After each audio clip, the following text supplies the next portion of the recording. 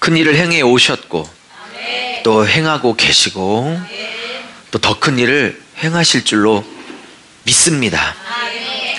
여기서 큰 일은 하나님이 누군가를 알리는 일이요, 하나님이 얼마나 위대하시는 분인가를 선포하는 일이요, 영혼들을 구원하는 일이요, 그 영혼들이 예수의 신부로 서게 하는 그 일을 우리는 해왔고 할 것이며 또 지금도 하고 있습니다. 하나님께서 이사야 선포를 통해서 또 오늘도 우리에게 말씀하시기를 축복합니다. 오늘은요, 그 유명한 여호와의 종의 네 번째 노래를 살펴보고자 합니다. 오늘 말씀의 제목은 6절 말씀 그대로 잡았습니다. 한번 따라해 보시죠. 여호와께서 우리의 죄악을 그에게 담당시키셨도다. 시작. 여호와께서 우리의 죄악을 그에게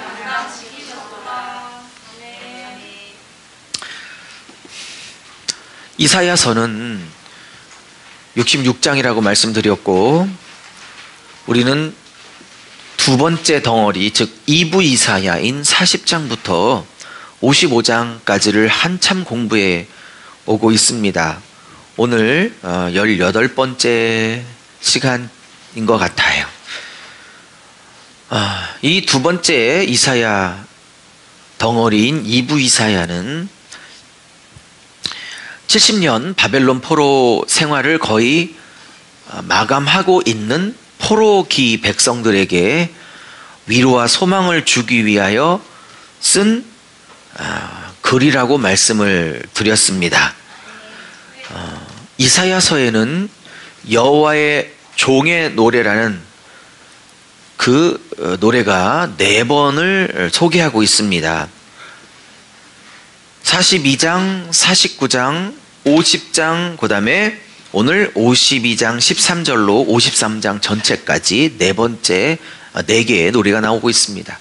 우리는 3개의 여호와의 종의 노래를 배웠고, 이제 마지막 여호와의 종의 노래라는 마지막 파트를 오늘 깊이 살펴보고자 합니다. 여러 번 말씀드렸지만 여호와의 종은 3중적 의미를 혹은 2중적 의미를 갖고 있다고 말씀드렸습니다. 이사야 시대 때 이 편지를 읽고 있는 사람들에게 여호와의 종은 이사야와 혹은 이사야 이후에 바벨론에서 이 백성들에게 소망과 위로를 선포하고 있는 어떤 이름도 밝혀지지 않는 무명의 종을 말할 수도 있습니다. 두 번째로는 포로기에 그러니까 바벨론에 끌려와 있는 이 포로기 말기를 살고 있는 이 남유다 백성 중에서 바벨론의 신인 마로뚝이나 느보에게 돌아간 자들 말고 오직 여호와만 붙들고 있는 아주 극소수 소수의 여호와 신앙을 갖고 있는 그 일부 남은 자들을 여호와의 종이라 할 수도 있을 것입니다. 그러나 가장 중요한 여호와의 종의 핵심은 바로 여호와께서 보내신 참 종이신, 우리를 위해서 십자가 지시고 부활하신, 여러분과 저의 마음 안에 들어와 계신 예수 그리스도, 그분이 여호와의 종이요, 그분의 인격과 사역을 노래하고 있는 4편의 노래가 바로 여호와의 종의 노래가 되겠습니다. 그리고 굳이 따지자면 이제 여호와의 종이신 예수 그리스도의 종으로 기꺼이 살기를 기뻐하는 신약시대 때 성도들이 또 여호와의 종의 발자취를 따라가는 거룩한 여호와의 종들이라 할 수 있을 것입니다. 그 중에서 4번의 노래 중에서 오늘의 이 4번째 여호와의 종의 노래는 예수님이 십자가에서 어떤 사역을 감당하셔야 할지, 그분이 이 땅에 33년을 사시며 사람들에게 어떤 취급을 받으셔야 할지, 받아야만 할지, 그럼에도 불구하고 그분은 어떤 일을 행하셔야만 했는지, 그 결과 우리에게 어떤 축복과 복이 임했는지를 아주 소상하게 말씀하고 있습니다. 많은 학자들이 이사야 66장 전체를 제 5번째 복음서다. 다시 말하면 마태, 마가, 누가, 요한복음 그 다음에 복음이 뭔가를 가장 잘 말하는 5번째 복음서다 라고 하는 이유가 여러 가지가 있지만, 그 중에 오늘 배울 여호와의 종의 노래 4번째 52장 53장이 예수께서 하실 일을 너무나 잘 표현하고 있기 때문에 제5복음서라는 말을 하고 있습니다. 목이 자꾸 혀가 말라서 죄송합니다. 자, 이제 52장 13절부터 53장 끝절까지 조금 긴 노래지만 여호와가 보내신 종이 어떤 종인지를 얘기합니다. 기본적으로 예수 그리스도가 어떤 분인지를 살펴볼 것입니다. 그리고 여호와의 종이신 예수 그리스도를 쫓아가는, 그 발자취를 쫓아가는 우리 교회 성도들, 즉 여호와의 종들은 또 어떻게 살아가야 하는지 살펴보고자 합니다. 그러므로 오늘 이 말씀은 여호와의 종이신 예수님이 누군지를 살펴보고, 그 다음 여호와의 종을 쫓아가는 여호와의 종들인 우리가 어떻게 살아가야 될지를 살펴보고자 하는 겁니다. 13절에 이사야는 성령의 감동함을 받아 여호와의 종 메시아 예수 그리스도를 이렇게 선포합니다. 보라라고 이렇게 선포합니다. 감탄사죠. 보라, 힌네라는 히브리어를 쓰고 있습니다. 주목을 하고 주의를 집중시키도록 요구할 때 쓰는 표현이죠. 똑똑히 보라라는 겁니다. 똑똑히 주목하라는 겁니다. 내 종이라고 합니다. 내 종이 형통한다 말씀하였습니다. 그리고 받들어 높이 들리겠다. 내 종이 형통하겠다. 받들어 높아질 것이다. 높이 들려질 것이다. 지극히 존귀하게 될 것이다. 동사 4개를 쓰고 있어요. 히브리 원문도 4개가 맞습니다. 형통하리라는 건 히브리 원문에서는 형통 이렇게 번역해도 되지만 그가 지혜로울 것이다 라고 히브리 원문은 말하고 있습니다. 자, 어쨌든 이것은 십자가와 부활과 또 승천하심으로 인하여 형통하실 예수 그리스도, 받들어 높아지실 승천하실 예수 그리스도, 하나님 보좌 우편에서 지극히 존귀한 자로 인정받으실 예수 그리스도를 상징하는 것입니다. 이것은 십자가와 부활과 승천 이후에 우리 예수님께서 온 우주 만물 위에 주와 왕으로 공식적으로 등극하실 이 능력과 권세와 영광과 이 지위를 성부 하나님께로부터 받을 그것을 상징하고 있는 것입니다. 그런데 이 13절의 아름다운 이 높아지심, 들려지심, 지극히 존귀하게 되심이라는 이 아름다운 사건 전에 반드시 여호와의 종인 메시아 예수 그리스도가 거쳐야 될 과정을 이제 14절부터 53장 끝절까지 이야기를 해주고 있습니다. 여러분, 형통하려면, 받들어 높여지려면, 그리고 들려지려면, 지극히 예수께서 존귀케 되려면 그냥 되어지는 게 아니에요. 13절부터 이제 이 땅에 내려와 모진 고난과 고통과 십자가의 길과 좁은 길을 걸어 가시고 난 다음에 얻어지는 결과가 13절입니다. 13절 이 존귀한 축복을 받기 위하여 그는 이제 14절부터 53장 12절까지 그 많은 고난들을 겪어야 하는 것입니다.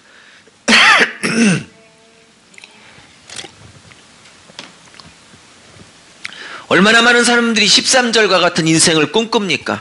얼마나 많은 사람들이 13절과 같은 축복을 받으려고 하나님 앞에 때를 씁니까? 틀린 게 아닙니다. 잘했습니다. 잘 기도했습니다. 그런데 예수님도 그렇고 하나님이 예수를 믿는 그리스도인들도 그렇고 13절의 그 아름다운 자리, 그 높여지고 존귀케 되어지는 자리를 올리시기까지 이제 그 다음 14절부터 받아야 하는 고난과 십자가의 길과 좁은 길과 부서지는 길과 내 자아가 으깨지는 길과 그 십자가의 좁은 길을 다 거치게 하셔서 그것을 감당케 하셔서 이기게 하셔서 13절에 이 존귀케 되는 그 마지막 열매를 거두게 하시는 것입니다. 13절이 얼마나 욕심이 나십니까? 하나님도 우리에게 예수 그리스도를 그렇게 하신 것처럼 우리도 하나님의 아들, 딸이기에 13절의 이 축복을, 이 자리를 하나님이 허락하여 주시기를 기뻐하신다고 저는 믿습니다. 요셉이 얼마나 형통했습니까? 얼마나 받들어 높이 들려졌습니까? 그가 17의 꿈을 꾸고 30의 국무총리라는 바로의 그 다음 자리에, 지극히 존귀한 자리에 얼마나 높여졌습니까? 저는 13절을 보면서 예수님을 의미하지만, 당연히 예수님을 의미하지만 요셉의 인생도 오버랩 되고 있습니다. 요셉이 형통하고 받들어 높여질 때까지, 들려질 때까지, 요셉이 그렇게 존귀한 국무총리의 자리에 오를 때까지 그는 예수님과 마찬가지로 14절부터 겪어야 될 13년의 모진 고난의 길들을 그는 걸어갔어야 했던 것입니다. 이런 거 없이 13절을 꿈꾸지 마십시오. 하나님의 어떤 위대한 종, 예수를 포함하여 하나님의 어떤 위대한 종도 이 14절부터 시작되는 이 고난의 길, 십자가의 길 없이 이 13절에 지극히 높이고 존귀케 되는 자리를 하나님이 허락한 자가 예수님까지 포함하여 그 어떤 누구도 없습니다. 13절이 그렇게 욕심나십니까? 그러면 14절부터 54장 끝까지 요구하시는 그 길을 먼저 기꺼이 당연히 밟으십시오. 근데 참 영적인 얌체들이 얼마나 전 세계 한국 그리스도인들에게 많은지, 14절부터 마땅히 겪어야 될 것은 요만큼도 겪고 싶지 않고 13절만 욕심을 내고 하나님 앞에 땡깡을 부리고 있으니, 자, 이 영적인 얌체들을 어떻게 하면 좋겠습니까? 14절에 주님은 이사야를 통해서 이렇게 말합니다. 이 땅에 예수 그리스도가 오셔서 사역을 하시게 될 때 33년간 그가 어떤 취급을 받게 될지를 얘기합니다. 그의 모양은 다른 사람보다 더 상하였대요. 그의 모습이 사람보다 상하였으므로 많은 사람들이 그 모습 때문에 굉장히 놀랐다는 거예요. 여러분, 여기에 그의 모양, 그의 모습이라는 히브리 원문도 다 외형, 외모를 말합니다. 그러면 여기서 말하는 외모, 외형, 모습이 단순히 얼굴, 키, 몸매 이런 의미로서의 외형을 말하는 것만이 아닙니다. 실제 예수님 시대에 예수님을 그린 문헌들을 보면 예수님이 조금 키는 크셨다고 해요.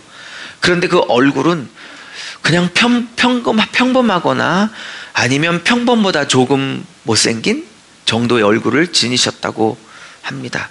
저는 물론 그 문헌이 진짜 그런지 아닌지는 모르지만 예수님이 절대 모든 사람들에게 눈에 딱 띄기에 풍채가 좋으시고 고운 모양이 있으신 얼굴이 아니었다는 걸 오늘 53장 2절이 말했던 것처럼 예수님 당시에 예수님을 그린 문헌들은 또 그것을 증명하고 있습니다. 예수님이 그렇게 능력이 많은데 한 180인데 얼굴은 송중기 박보검의 합성이야. 아줌마들 못 견딥니다. 처녀들 못 견딥니다. 예수를 통해서 하나님을 보겠습니까? 아줌마들이, 처녀들이, 여러분들이. 사람은 하나님을, 그 정도 사람이 그 정도 능력이 나타난다면 그를, 예수를 또 하나의 우상으로 삼길 온갖 여자들이 예수님 주변에 아마 난리 부르스를 쳤을 겁니다. 부르스 취소, 난리를 쳤을 것입니다. 하나님이 예수의 외모를 53장 2절처럼 풍채도 없고 고운 모양도 없고 그가 워낙 고난 때문에 상해서 타인들이 보기에 놀랄 만큼 그의 육체가, 그의 외모가, 그리고 그의 집안 출신도 그 당시 3D 업종 중에 하나였던 목수, 그 다음에 사람들이 그렇게 나사렛에서 무슨 선한 것이 날 수 있겠냐라고 무시했던 동네 깡촌인 나사렛 목수 장남으로, 그리고 그다지 훌륭하지 못한 외모와 가문에, 그리고 학벌, 그래서 이 모든 것들을 포함하여 그의 외모는, 그의 풍채는 흠모할 것이 없었다라고 말하고 있는 것입니다. 단순히 외모가 흠모할 만한 것이 아니었다고 말하는 게 아니라 그가 갖고 있는 인간적인 조건, 선을 보면 바로 5분 만에 퇴짜받을 모든 조건을 다 갖고 있었다. 여러분, 집안이 별로라고요? 내가 외모가 별로라고요? 부모, 시댁이든 친정이든 처가든 물려줄 재산이 없는 아주 돈이 한 푼도 없는 양쪽 가문의 며느리로, 사위로, 아들로 딸로 태어나서 이 모양 이 꼴이라고요? 예수님도 똑같았어요. 이 모든 말을 받아 그의 모습이, 그의 외모가 타인보다 상하였다라고 말하는 겁니다. 그런데 15절에 이렇게 이사야는 성령의 감동하심을 받아 예수님의 사역의 결과를 이렇게, 13절에 이렇게 부족해 보이는 그의 모든 조건 때문에 무슨 저 사람이 메시아야? 무슨 저런 교회가 한국과 전 세계를 책임진다고? 라고 이렇게 사람들이 깜짝 놀랄 만큼 별거 아니었던 존재였지만 15절은 이제 다른 차원의 놀람을 얘기해요. 14절에 놀라다라는 표현과 15절에 놀라다라는 표현이 나오는데, 14절의 놀람은 예수님이 얼마나 허접했는가 때문에 사람들이 놀랐다는 뜻이나, 이제 15절의 이 놀람은 예수님이 해내실 일 때문에 사람들이 얼마나 놀랄 것인지에 대하여 다른 차원의 놀람을 말하고 있습니다. 여러분의 외형을 봤을 때 단순 육체가 아닙니다. 여러분의 외형을 봤을 때 사람들이 진짜 허접해서 놀랄지 몰라도 여러분을 통해서 하고 계시고 하실 일 때문에 사람들이 전혀 다른 차원의 놀람으로 깜짝 놀랄 수 있기를.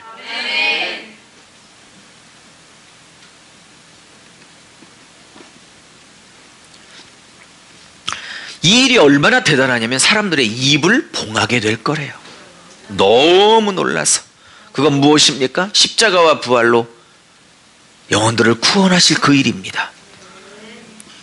자, 이제 53장 1절부터 이사야는 본격적으로 여호와의 종의 본론을 이제 선포합니다.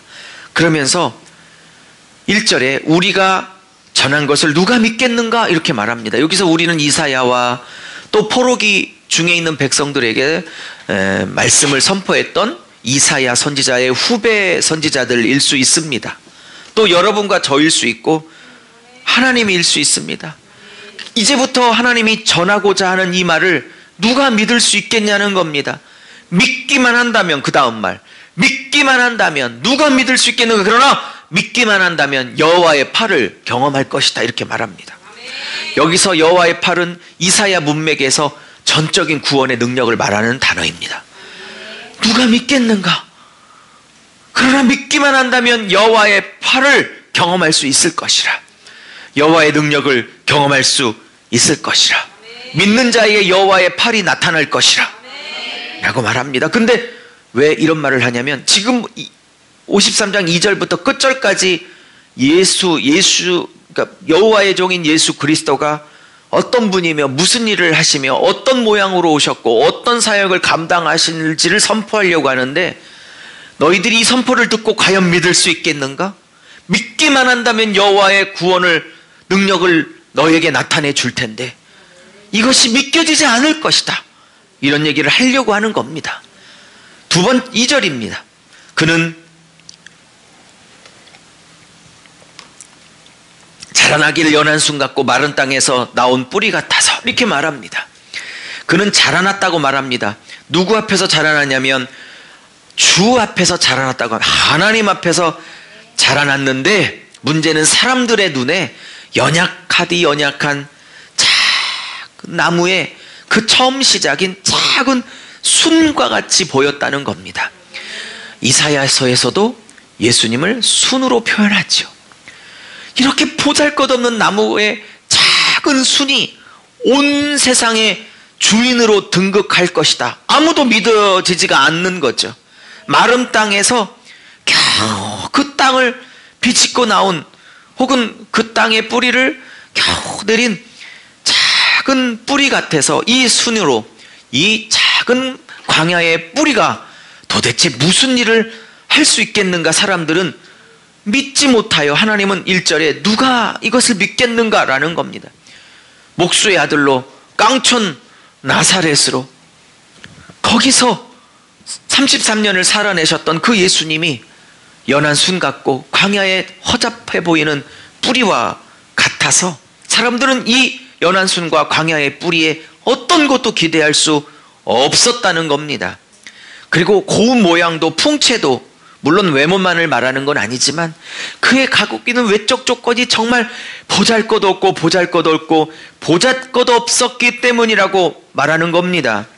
우리가 보기에 흠모할 만한, 부러워할 만한 아무것도 없는 자였다라고 말합니다. 마치 저와 여러분의 인생 같지 않습니까? 근데 하나님이 이분을 통해서, 이 예수를 통해서 어마어마한 일을 해내셨던 겁니다. 그런 것처럼 여호와의 종의 종인 우리들도 예수님과 거의 같은 모습으로 이 땅에 허락하셨습니다. 여러분도 풍채가 있습니까? 고운 모양이 있습니까? 외모를 말하는 말이 아닙니다. 여러분이 갖고 있는 외적 조건이 뭐가 있습니까? 그러나 우리를 통해서 하나님이 하실 줄로 믿습니다. 그래서 2절에 이런 외적 조건 때문에 그는 3절에 멸시를 받았다고 그랬고 사람들에게 버림을 받았답니다. 여러분, 버림받았대요. 고통을 많이 겪었대요. 그 다음에 질고를 알았던 자, 이때 간고는 고통을 말하는 겁니다. 히브리 단어에. 질고는 질병을 말하는 단어입니다. 저는 이 말씀이 너무 위로가 되는데, 우리 예수님, 여호와의 종이신 우리 예수님, 고통을 아시는 분이고 마음과 몸과 인생의 실제 질병을 아시는 분이십니다. 여기서 안다는 건 경험하여 안다, 살아봐서 안다, 겪어봐서 안다는 단어를 쓰고, 야다라는 단어를 쓰고 있습니다. 물론 기본형이지만 말입니다. 그분은 겪어서 아십니다. 겪어봐서 아십니다. 가난해봐서 아시고, 아파봐서 아시고, 무시당해봐서 아시고, 버림받아봐서 아시고, 배반당해봐서 아시고, 지식과 추상적으로 하시는 게 아니라 친히 몸으로 겪어내셔서 아시고, 그래서 외로움도 아시고, 그 온몸이 6시간 동안 빨개 벗겨져 있기 때문에 남자로서의 성적 수치심이 뭔지도 아시고, 그분이 다 경험했기 때문에 인생들을 아신다라고 말합니다. 그리고 사람들이 이 예수라는 메시아를 너무 보잘것없어 쳐다보고도 싶지 않아 그에게서 얼굴을 가렸다고 해요. 그러니까 얼굴을 상대하기도 싫어서 얼굴을 가리는 이 버림받음을, 이 멸시를 당하셨다고 합니다. 누가? 하나님의 아들이. 그 다음 말이 저를 참 가슴 아프게 하는데요. 사람들이 그를 귀히 여기지 않았다고 말합니다. 귀히 여기지 않았다고 말합니다. 오늘 전반부의 핵심은 이겁니다. 예수는 한 번도 사람들에게 귀히 여김을 받아본 적이 없어요. 왜 사람들은 하나님을, 예수님을 귀하게 여기지 않을까요? 왜 2000년 전 예수님을 사람들은 귀하게 여기지 않았을까요? 오늘도 왜 돈 앞에 돈보다도 못한 예수님처럼 귀하게 여기지 않을까요? 자기들의 쾌락 앞에 예수님을 그렇게 헌신짝처럼 내버릴까요? 상황과 형편과 환경 앞에 왜 예수님을 저렇게 뒷전에 골방에 쑤셔박아 예수님을 그렇게 멸시할까요?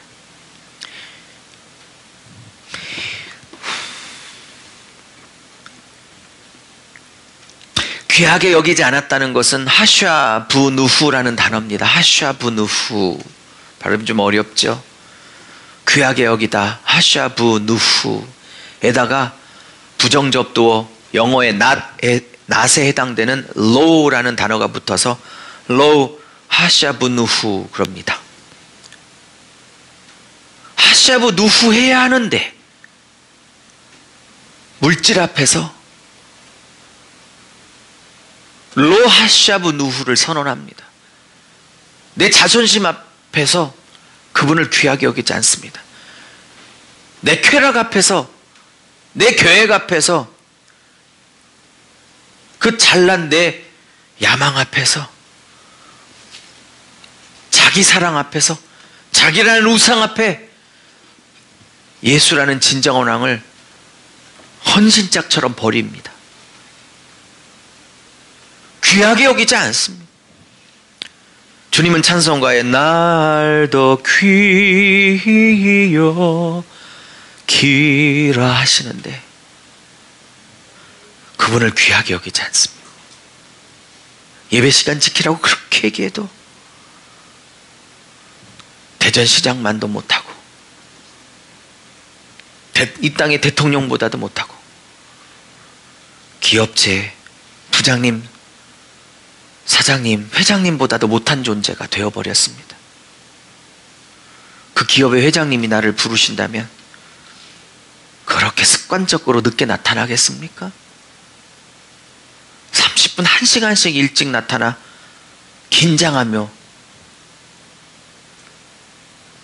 그분을 기다리겠죠.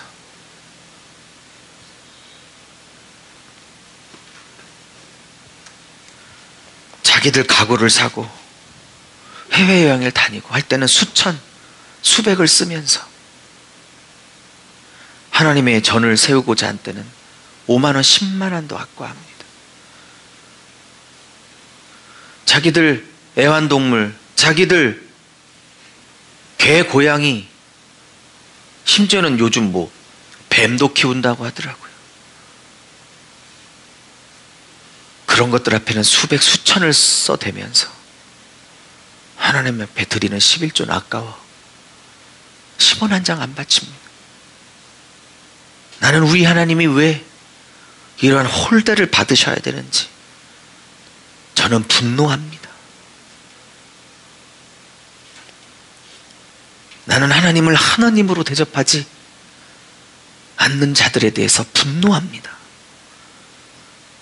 저는 하도 어렸을 때부터 예수를 믿어서 유치원 때 언제 예수를 믿었나 잘 기억이 안 나요. 아마 6, 7살쯤 된 것 같아요. 예수님을 인격적으로 제대로 만나고 난 다음에 하나님 나 좀 지켜줘요. 하나님 나 좀 지켜줘요. 기도 안 했어요. 제가 기도 안 해도 저를 지키실 줄로 믿기 때문에 안 했어요. 저는 이렇게 기도를 했어요. 하나님을 하나님으로 대접하지 않는 이 시대에 하나님을 지키고 싶습니다. 하나님을 지키고 싶다고 그렇게 기도를 했습니다. 저는 하나님이 저를 안 지켜주셔도 됩니다. 안 지켜주시면 빨리 죽어. 천국 가면 되지. 뭐가 두렵습니까? 근데 목숨이 붙어있는 이상 하나님을 귀하게 여기지 않는 자들의 그 멸시를 나는 차마 두고 볼 수 없습니다. 저는 제가 사랑하고 좋아하는 그 하나님을 지키려고 합니다. 애완동물보다도 못하게 취급받는 그 하나님을, 해외여행보다도 못하게 취급받는 그 하나님을 다시 원래 자리로 지켜드리고자 합니다.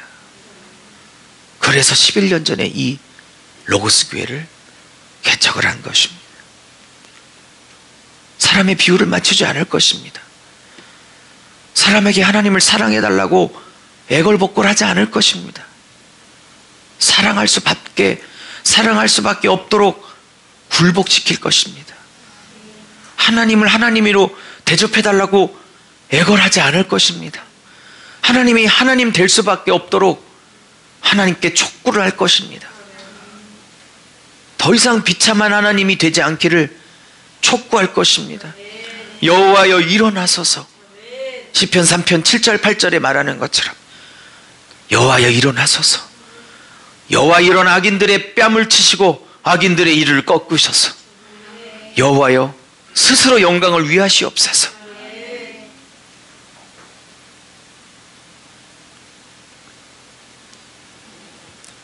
우리도 그를 귀하게 여기지 아니하였노라. 사랑하는 여러분,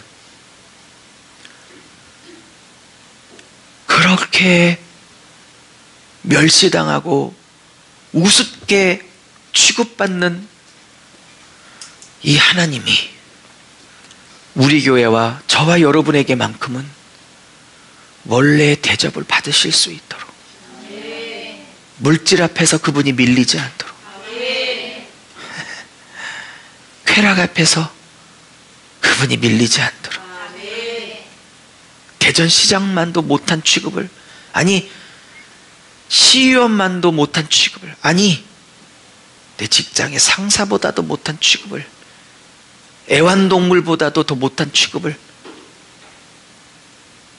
받지 않도록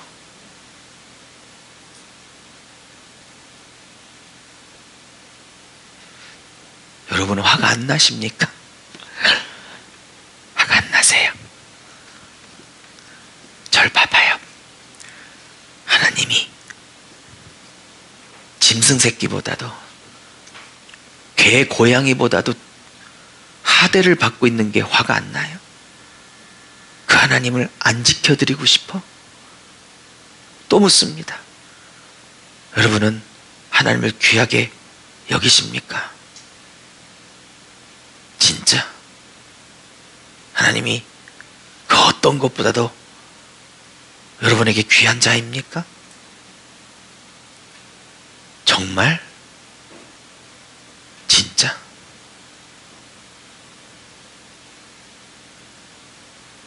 그분의 명예와 자존심과 이름 세우려고 목숨을 한번 걸어볼 마음이 있습니까? 예수 믿어. 내 남편, 내 자식, 나, 내 자손만대 축복해 주시는 그 예수님 이외에 어떤 관심도 없지 않습니까?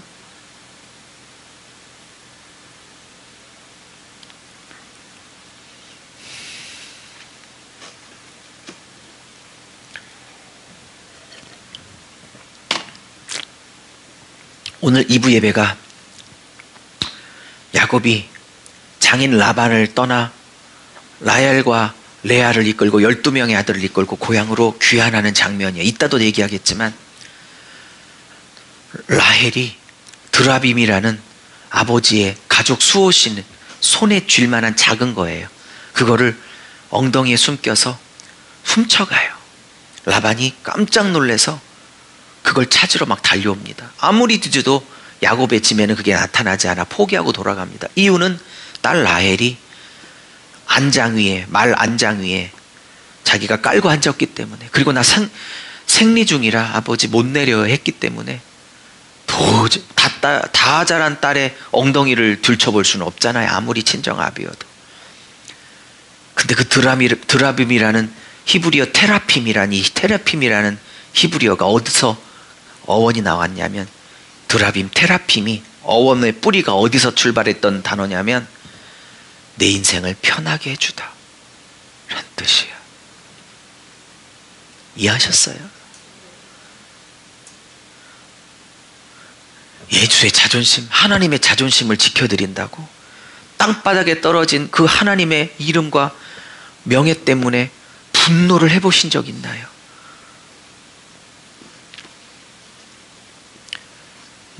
예수 하나님을 테라핌처럼 내 인생, 내 노후, 내 자손을 편하게 해줄 수호신으로만 여기고 하나님을 그렇게 땅바닥에 내다 꽂는 이 시대에 하나님을 하나님의 자리로 제대로 높여드리고자 하는 이 거룩한 분노가 뭘 자꾸 지켜달라고 그래. 그런 얘기 안 해도 하나님은 지키실 거예요. 여러분이 하나님을 지켜. 여러분이 하나님을 지키라고. 물론 내가 지킨다고 해서 지켜질 하나님이 아니고 그분도 스스로 알아서 지켜 자기를. 그런데 그것을 지키고자 여러분이 우연히 길거리에 나갔는데, 오늘 설교 다 못하겠네. 길거리에 나갔는데 여러분의 친정 부모님 혹은 친정 어머니가 무슨 일 때문에 막 멸시당하고 뺨을 맞고 손가락질 당하고 멱살을 잡히고 고개는 푹 숙여 계시고 머리는 툭툭툭 맞고 계시고, 그렇다고 생각을 한번 말도 안 되는 가정을 해봅시다. 많은 사람들에게 둘러싸여 물질이라는 아저씨, 쾌락이라는 아저씨, 강아지나 고양이라는 이 아저씨들, 뭐 그런 사람들에게 막 개무시를 당하고 있어요. 죄송해요.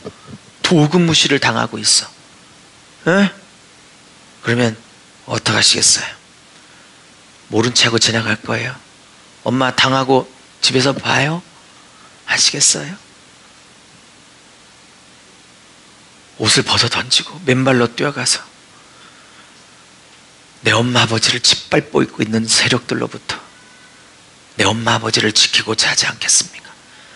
그것이 자기보다 3배나 키가 컸던 골리앗을 향해서 물맷돌 5개를 들고 갔던 다윗의 불입니다. 할례 없는 백성이 여호와의 영광을 멸시하고 있자 그걸 못 꼈었던 다윗의 불이 바로 오늘 제가 지금 말하고 있는 불입니다.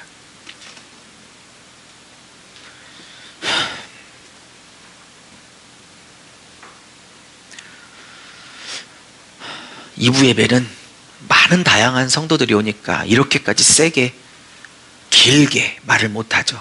해도 짧게 1, 2분 이렇게 말하고 그들이 들을 수 있는 편안한 메시지로 가죠. 일부 예배만큼은 이런 메시지를 드려도 될 것 같다고 생각했습니다.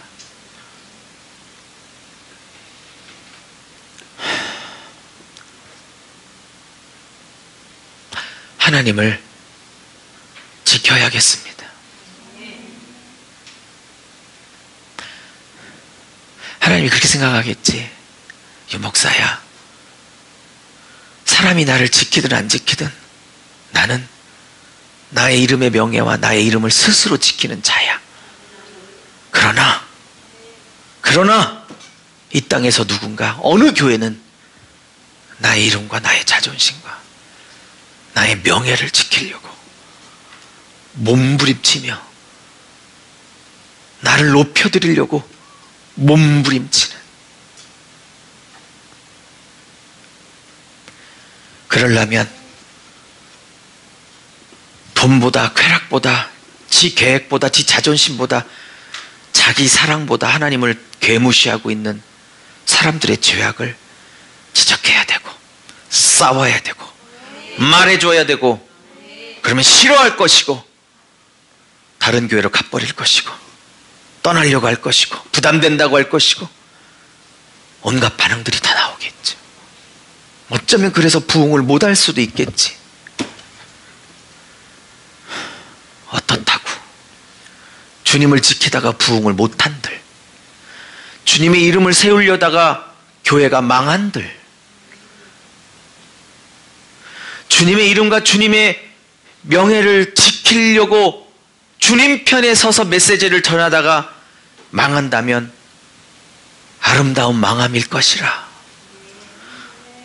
하나님이 그렇게 망하기를 원한다면 담임 목사로서 기꺼이 망하는 길을 갈 것입니다.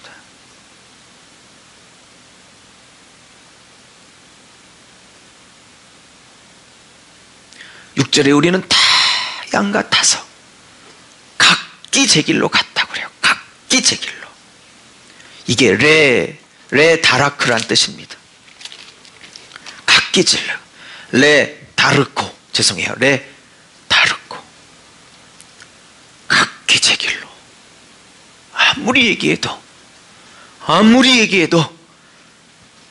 결국은 설교 듣고 난 다음, 말씀 듣고 난 다음 결국은 지가 원하는 걸 선택하더라고. 결국은. 그러면서 하나님을 또 무시해.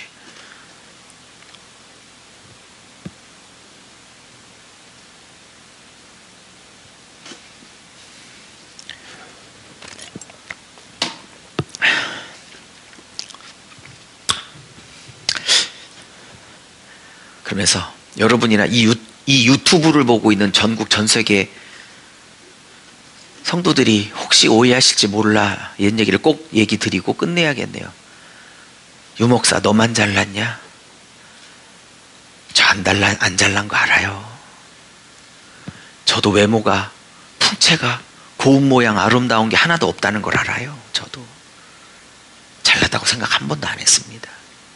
다윗이 잘났다고 생각해서 골리앗에게 물맷돌 5개를 들고 나간 게 아닙니다.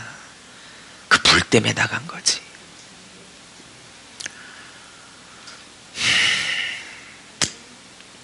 이렇게 여호와를 지키고 세우고 하려다가 망한다면 기꺼이 망해야 되지 않겠어요? 응?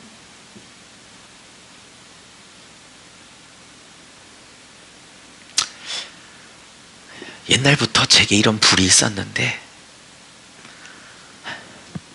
그게 점점 식었으면 저도 좋겠는데 20여 년 전에 한 27, 8에 예수님을 제대로 만나고 난 때가 그때인데 27, 8. 예. 유치원 때부터 다녔던 그 교회 그 예수 말고 27의 예수를 진짜 인격적으로 저는 아마 그때 거듭난 것 같아요. 제 거듭남은 중고등학교 때가 아니라 27세, 28세 때 예수님을 제대로 만나 그때 예수님을 지켜드리고 싶은 그 불이 한 23, 4년 오고 있는데 좀 식고 희미해지면 좋겠는데 이상하죠. 나이가 먹을수록 그 불이 더 타오르고 더 타올라 저를 부담스럽게 여기는 사람들이 있을 수도 있어요.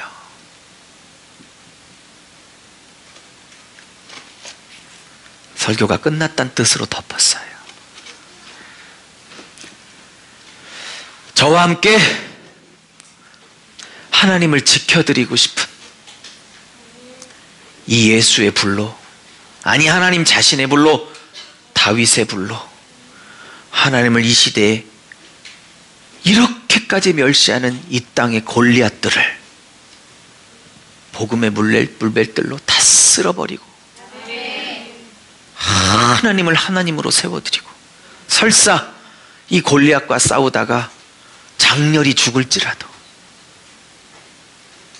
장렬히 죽기를 원합니다.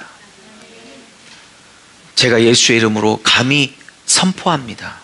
이 우리 로고스 교회에 이 공동체에 예수님을 하나님을 성령 삼위 하나님을 하나님으로 대접하지 않는 그리고 하나님을 귀하게 여기지 않는 세력들과 삶의 습성들과 삶의 태도들과 악함들이 요만큼도 용납되지 못하게 될 것을 하나님이여 하나님으로 오시옵소서.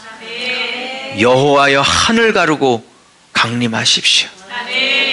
하늘 가르고 오십시오. 왕으로 오십시오. 통성으로 30초만 기도합니다. 기도하겠습니다.